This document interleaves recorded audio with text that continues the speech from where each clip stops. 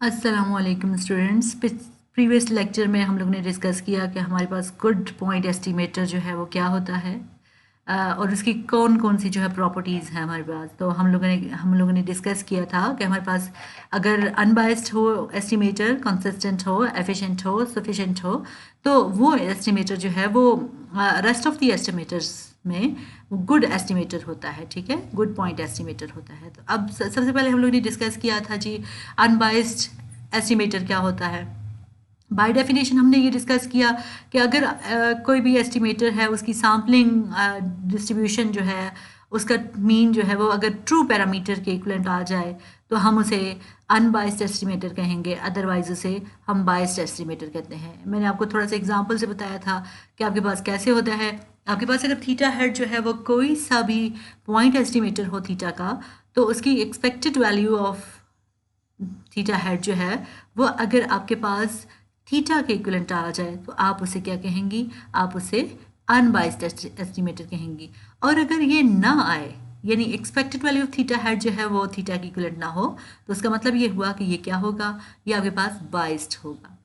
यहाँ पे याद रखिएगा, जब भी कोई वैल्यू दूसरी वैल्यू के इक्वल नहीं आती तो इसकी दो पॉसिबिलिटीज़ होती हैं। इक्वल ना आने का मतलब ये होता है या वो उससे ग्रेटर होती है या वो उससे लेस होती है।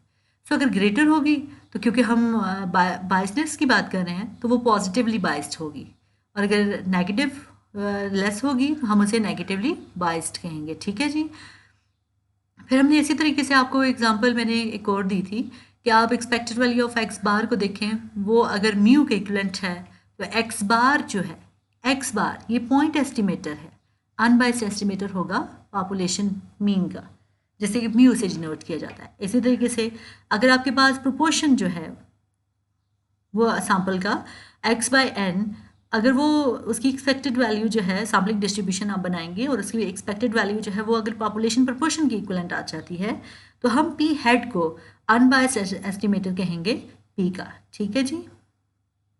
चलें अब हम कुछ एग्जांपल से इसकी को एक्सप्लेन कर देते हैं, किस किस्म के क्वेश्चंस होते हैं, कैसे आपने ये कॉन्सेप्ट जो है इसको यूज़ करना है। हमारे पास बेटा एग्जांपल ये है कि draw all possible samples of size 2 with replacement from a population having elements 4, 8, 12, 16 and show that number 1 expected value of x bar is equal to mu, means unbiased estimator, x bar is unbiased estimator. Second one is expected value of small s square is equal to sigma square, where s square is equal to 1 by n sum of xi minus x bar whole square. ये और यहाँ पे s square जो है वो unbiased estimator है। Third हमने show ये करना है बेटा कि आपके पास expected value of capital X square is not equal to sigma square, where s square is equal to 1 by n sum of xi minus x bar whole square. याद रखिए, किसी भी क्वेश्चन को सॉल्व करने से पहले आप क्वेश्चन को बहुत अच्छे तरीके से समझें।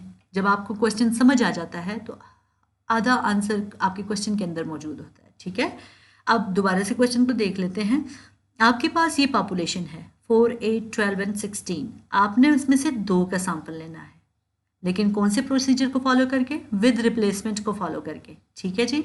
आपने ये 3 बातें जो है वो प्रूव करनी है। आपने एक्सपेक्टेड वैल्यू ऑफ एक्स बार को प्रूव करना है, वो म्यू के इक्विवेलेंट है। एस स्क्वायर को प्रूव करना है, वो सिग्मा स्क्वायर के इक्विवेलेंट है। Expected value of capital s square को प्रूव करना है, वो सिग्मा स्क्वायर के इक्विवेलेंट नहीं है। तो आपको ये 3 x bar, small x square, capital s square, इसकी आपने सैम्पलिंग डिस्ट्रीब्यूशन बनानी है, फिर उसका मीन फाइंड आउट करना है तीनों का। तो आपके पास अगर वो म्यू के इक्विवेलेंट आएगा तो अनबाइस्ड है, सिग्मा स्क्वायर के इक्विवेलेंट आएगा तो अनबाइस्ड है होगा, और नहीं आएगा तो वो क्या होगा, बाइस्ड एस्टिमेटर होगा। चलें जी, सोल्यूशन की तरफ बनते हैं। उम्मीद है कि आपको क्वेश्चन बहुत अच्छे तरीके से समझ आ गया होगा।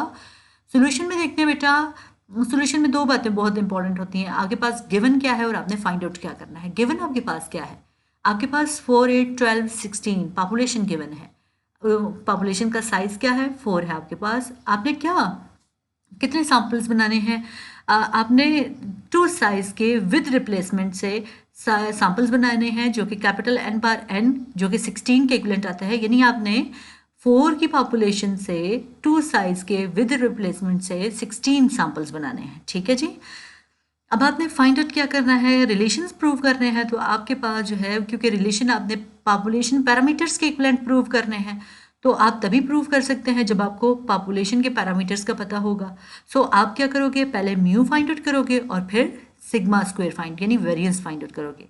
तो पॉपुलेशन मीन जो है वो म्यू से उसे रिप्रेजेंट किया जाता है, किसके इक्वलेंट होता है, sum of all values divide by their number, 40/4 is equal to 10। तो म्यू आपके पास 10 आ गया। पॉपुलेशन वेरिएंस की बात करते हैं तो बेटा पॉपुलेशन वेरिएंस का फार्मूला होता है sum of x square over capital n, क्योंकि पॉपुलेशन है तो कैपिटल एन होगा, minus sum of x over n whole square.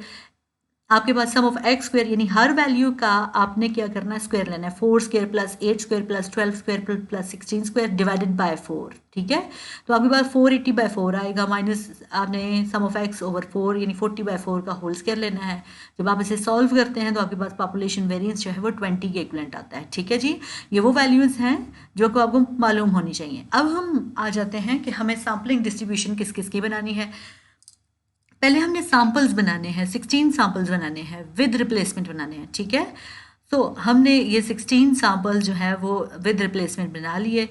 हमारे पास ये 16 सैम्पल्स हैं। अब इन 16 सैम्पल से हमने फाइंड आउट क्या किया, हमने बेटा हर सैम्पल का एक्स बार फाइंड आउट किया, small s square find out किया, एस स्क्वायर फाइंड आउट किया।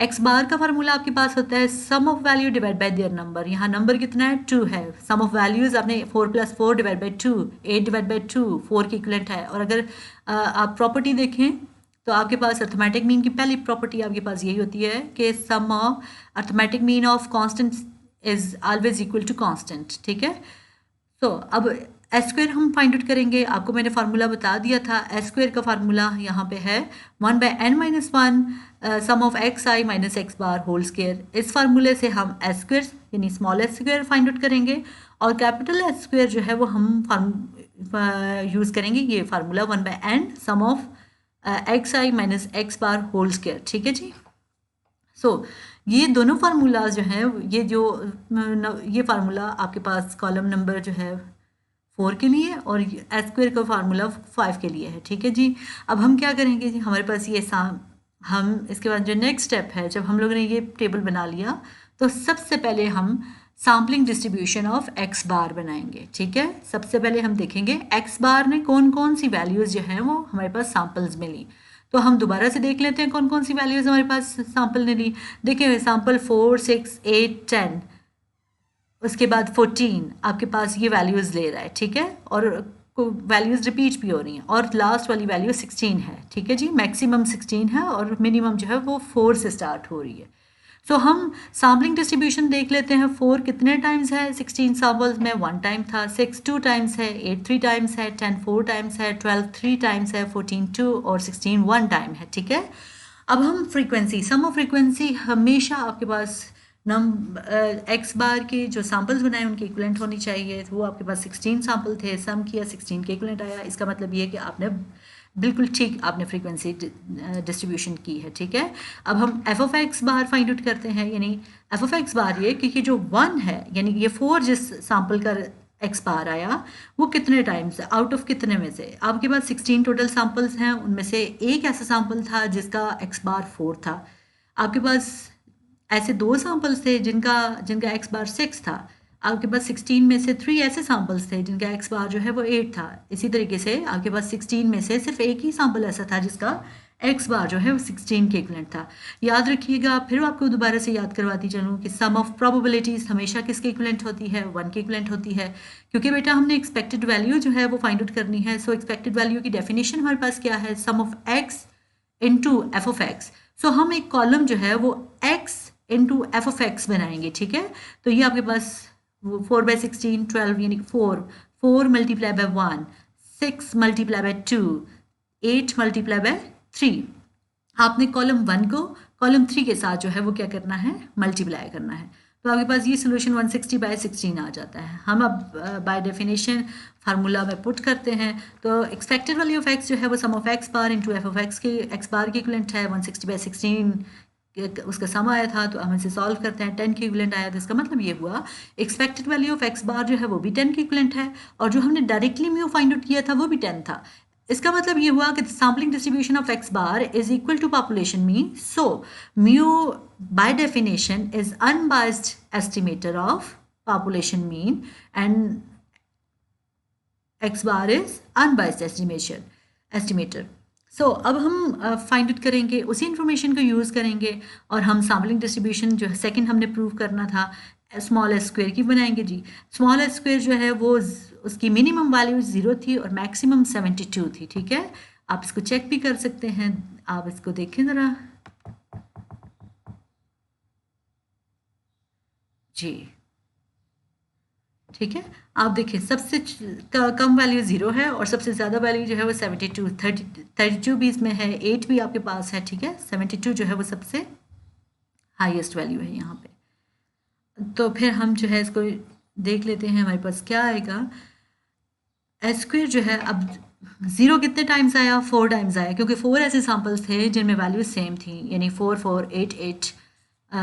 तो वो उनका वेरिएंस जो है वो क्या होगा, 0 होगा। तो 4 वैल्यूज़ ऐसी थी, 8 ऐसी वैल्यूज़ थी, 8 जिन वैल्यूज़ का वेरिएंस था वो जो है वो हमारे पास 6 वैल्यूज़ थी, 32 जिनका था वो 4 वैल्यूज़ थी, 72 जिनका था वो 2 वैल्यूज़ थी।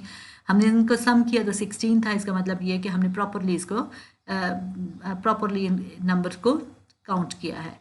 उसके बाद जी एफ ऑफ एस स्क्वेयर का बात कर लेते हैं, यानी कि डिस्ट्रीब्यूशन देख लेते हैं। 0 4 वैल्यूज़ थी 16 में से, 8 6 वैल्यूज़ थी 16 में से, 32 जो है वो 4 वैल्यूज़ थी आउट ऑफ 16 में से, और 72 जो है वो 2 वैल्यूज़ थी 16 में से। तो अब हम इस प्रोबेबिलिटी को सम करेंगे चेक करने के लिए ये ठीक है, तो वो 1 की इक्विवेलेंट आनी चाहिए, ठीक है। सम करेंगे तो वो 1 की इक्विवेलेंट आएगा। तो क्योंकि एक्सपेक्टेड वैल्यू इसकी भी फाइंड आउट करनी है तो हम S square into f of s square find out करेंगे, जो कि 320/16 के इक्विवेलेंट आ रहा है, ठीक है। अब हम expected value of s square 320/16 इसको जब हमने सॉल्व किया तो वो 20 के इक्विवेलेंट है, और सिग्मा स्क्वायर जो हमने पहले फाइंड आउट किया था वो भी हमारे पास 20 था। सो इसका मतलब ये हुआ expected value of s square is equal to sigma square. Mean इसका मतलब ये expected value of s square जो है वो आपके पास किसके इक्विवेलेंट है, आपके पास पॉपुलेशन वेरिएंस के इक्विवेलेंट है। सो हम क्या कह सकते हैं कि ये आपके पास क्या है, अनबाइस्ड एस्टिमेटर है, ठीक है। सो नेक्स्ट हमारे पास जो है वो sampling distribution of capital s square है। उसी तरीके से कैपिटल एस स्क्वेयर की भी सैम्पलिंग डिस्ट्रीब्यूशन बनाएंगे। हमारे पास मिनिमम वैल्यू 4 और मैक्सिमम यहाँ पे 36 आ रही है। हम उसकी फ्रीक्वेंसी फाइंड आउट करेंगे, F of s square find out करेंगे, और जो कि सम करेंगे 1 के इक्विवेलेंट होनी चाहिए। क्योंकि एक्सपेक्टेड वैल्यू फाइंड आउट करनी है तो हम S square into f of s square find out करेंगे, ये कॉलम लेंगे और इसका सम करेंगे। जब इस कॉलम का सम किया तो हमें पास 160/16 आया, ठीक है। Expected value of capital s square is equal to 160/16 जो कि 10 के इक्विवेलेंट है। अब हमें बस वेरिएंस क्या था, वो 20 था, और expected value of s square हमारे पास क्या है, वो 10 की इक्विवेलेंट आ रही है। तो 10 इज नॉट इक्वल टू 20। अब यहाँ पे ये आप ज़रा रिलेशन देख लें कि 10 जो है वो लेस है, तो ये क्या होगा, नेगेटिवली बाइस्ड है। ये क्या है जी, एस स्क्वेयर जो है वो नेगेटिवली बाइस्ड एस्टिमेटर है पॉपुलेशन वेरिएंस का। हमारा नेक्स्ट कॉन्सेप्ट जो है वो एफिशिएंसी है। एफिशिएंसी क्या है बेटे, अगर हमारे पास जो है एक पॉपुलेशन को एस्टिमेट करने के एक से ज़ाहिद पॉइंट एस्टिमेटर हो, तो उनमें से हम चेक करेंगे कौन से, अगर दोनों ही अनबाइस्ड एस्टिमेटर हों, यानी अगर θ1 कोई एक एस्टिमेटर है और θ2 जो है कोई एक एस्टिमेटर है, और दोनों जो एस्टिमेटर हैं वो पॉपुलेशन पैरामीटर थीटा के अनबाइस्ड एस्टिमेटर हैं, तो हमें कैसे पता चलेगा कि कौन सा बेहतर है। तो हम उसका वेरिएंस देखेंगे, जिसका वेरिएंस कम होगा वो हमारे पास एफिशिएंट एस्टिमेटर होगा, ठीक है। अगर हमारे पास θ1 का वेरिएंस जो है θ2 से कम होगा, लेस होगा, तो हम θ1 को क्या कहेंगे, efficient estimator of theta then θ2, ठीक है। अब एफिशिएंसी को जनरली जो है वो रिलेटिव टर्म में एक्सप्रेस किया जाता है। So relative efficiency is equal to variance of the efficient estimator, जिसका कम होगा उसको नोमिनेटर में और दूसरे को डिनोमिनेटर में लिखेंगे, ठीक है। तो वेरिएंस ऑफ अदर एस्टिमेटर, अगर आपके पास रिलेटिव एफिशिएंसी जो है वो 0 और 1 में लाया करेगी, तो इसका मतलब ये हुआ कि θ1 जो है वो एफिशिएंट है, ठीक है।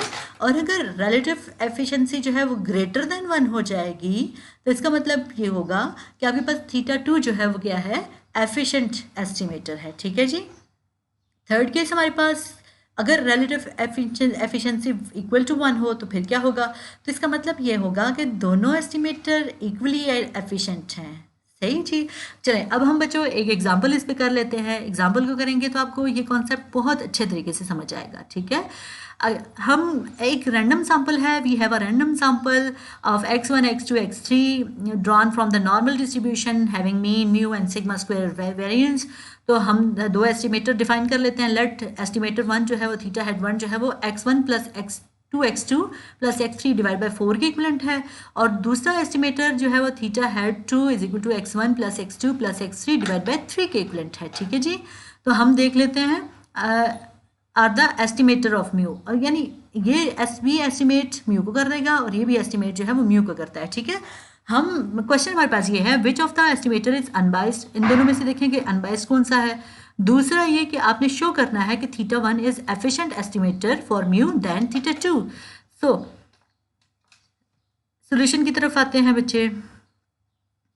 सोल्यूशन देख लेते हैं। सोल्यूशन हमारे पास क्या है, तो पहले तो जो हमने प्रूव करना है वो अनबाइस्डनेस को चेक करना है। ठीक है।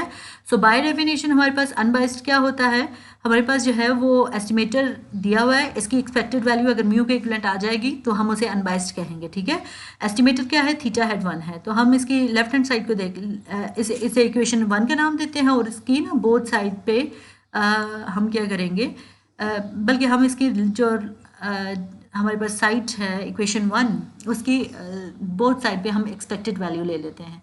एक्सपेक्टेड वैल्यू ली तो हमारे पास जो है वो कुछ इस तरीके से, एक्सपेक्टेड वैल्यू ऑफ थीटा 1 जो है वो क्या आया आपके पास, expected value of theta 1 plus 2 into expected value of x2 plus expected value of x3 आ गया। एक्सपेक्टेड वैल्यू ऑफ x1 भी म्यू के इक्विवेलेंट है, एक्सपेक्टेड वैल्यू ऑफ x2 भी, क्योंकि ये नॉर्मली डिस्ट्रीब्यूटेड सैंपल है, और x3 भी म्यू के इक्विवेलेंट है। ठीक है।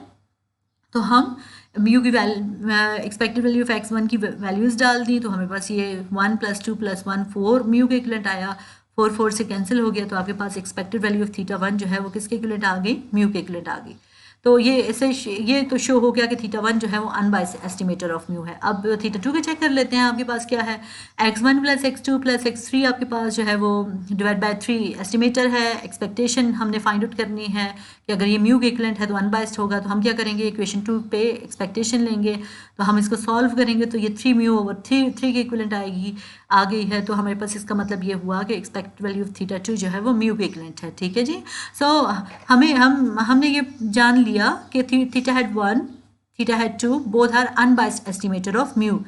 अब हम एफिशिएंसी को चेक करेंगे। ठीक है। तो एफिशिएंसी के लिए तो आपको मैंने क्राइटेरिया बता दिया कि वेरिएंस दोनों का फाइंड आउट करेंगे, वेरिएंस जिसका जो है वो कम होगा वो एफिशिएंट होगा। ठीक है। लेकिन दूसरा जो रिलेटिव कॉन्सेप्ट है उसको भी हम चेक करेंगे कि वो क्या है। ठीक है। तो वेरिएंस एस्टिमेटर नंबर 1 का लेते हैं। एस्टिमेटर नंबर 1 पे हमने वेरिएंस को अप्लाई किया। आपको ये प्रॉपर्टी याद होगी कि वेरिएंस किसी भी एस्टिमेटर में कांस्टेंट वैल्यू को हमेशा स्क्वायर करके बाहर निकालता है। ठीक है। तो 1/4 स्क्वायर करके ये बाहर निकलेगी, इनटू वेरिएंस हर एक पे अप्लाई होगा। वेरिएंस ऑफ x1 2 मल्टीप्लिकेशन में ये प्रॉपर्टी थी, तो 2 जो है वो स्क्वायर होकर बाहर निकलेगा। ठीक है। Plus variance of x3। So variance किसके इक्विवेलेंट है जी, सिग्मा स्क्वायर के इक्विवेलेंट है, तो ये 4 into sigma square plus sigma square होगा, तो ये आपके पास तकरीबन जो है वो 6/16 इसका आंसर आ रहा है। ठीक है। 6/16 को फर्दर जो है अगर हम सॉल्व करें तो वो 3/8 सिग्मा स्क्वायर के इक्विवेलेंट है। ये इक्वेशन 1 हम इसको एस्टिमेटर नंबर 1 का वेरिएंस है। एस्टिमेटर नंबर 2 का वेरिएंस हम फाइंड आउट करते हैं। वेरिएंस अप्लाई करेंगे, 3 स्क्वायर की फॉर्म में निकलेगा, हम 3.3 मैंने लिख दिया। अब वेरिएंस ऑफ x1 जो है सिग्मा स्क्वायर सिग्मा स्क्वायर है, 3 सिग्मा के इक्विवेलेंट आएगा, डिवाइड बाय 9 है, तो जब हम उसे सॉल्व करेंगे तो सिग्मा स्क्वायर बाय 3 आ जाएगा। ठीक है। नाउ रिलेटिव एफिशिएंसी को चेक करते हैं जी। रिलेटिव एफिशिएंसी मैंने बताया था थीटा 1 को डिवाइड बाय थीटा 2 लिखें, तो थीटा 1 आपके पास जो वैल्यू थी 3 सिग्मा स्क्वायर बाय 8, और थीटा 2 जो है वो सिग्मा स्क्वायर बाय 3। हमने इसको लिख लिया, इसको सॉल्व किया, तो हमारे पास जो है क्या आया, 3/8 सिग्मा स्क्वायर इंटू 3/सिग्मा स्क्वायर से कैंसिल हो जाएगा। 9/8 जो है वो किसके इक्विवेलेंट है, आपके पास 1.125 के इक्विवेलेंट है। तो मैंने आपको क्या कहा था, जब भी आपके पास रिलेटिव एफिशिएंसी जो है वो किसके इक्विवेलेंट आएगी, वो आपके पास ग्रेटर देन, जब भी आपके पास ये ग्रेटर देन 1 होगी तो हम उसे क्या कहेंगे कि हमारे पास जो है वो theta 2 is efficient then theta 1। तो हम यही रिजल्ट, यानी थीटा 2 जो है वो क्या है आपके पास एफिशिएंट है theta 1 as compare to theta 1। So ये हमारे पास रिलेटिव एफिशिएंसी जो है वो 1.125 which is greater than 1. Theta 2 is efficient than theta 1. It means that variance of theta 2 is less than variance of theta 1. ठीक है। Hence, theta 2 is the best estimator for parameter mu. अब देखें यहाँ पे ये याद रखिएगा कि थीटा 1 भी अनबायस्ड एस्टिमेटर था म्यू का, थीटा 2 भी अनबायस्ड एस्टिमेटर था म्यू का। लेकिन जब हमारे पास एक से ज़्यादा था एस्टिमेटर होंगे तो फिर हमने उनमें से बेस्ट कैसे चुनना है, तो हमने साथ एफिशिएंसी को देखना है। एफिशिएंसी में हमने देखा जिसका वेरिएंस कम होगा वो अनबायस्ड भी है और वेरिएबिलिटी भी कम शो कर रहा है, ठीक है। तो इसलिए वो क्या है, बेस्ट एस्टिमेटर है पॉपुलेशन पैरामीटर का, ठीक है जी। उम्मीद है जी आपको बहुत अच्छे तरीके से आज के लेक्चर की समझ आ गई होगी। इंशाल्लाह नेक्स्ट लेक्चर में हम इससे नेक्स्ट टॉपिक जो है उसको डिस्कस करेंगे जो कि एफिशिएंसी है। अल्लाह हाफिज़ बच्चों।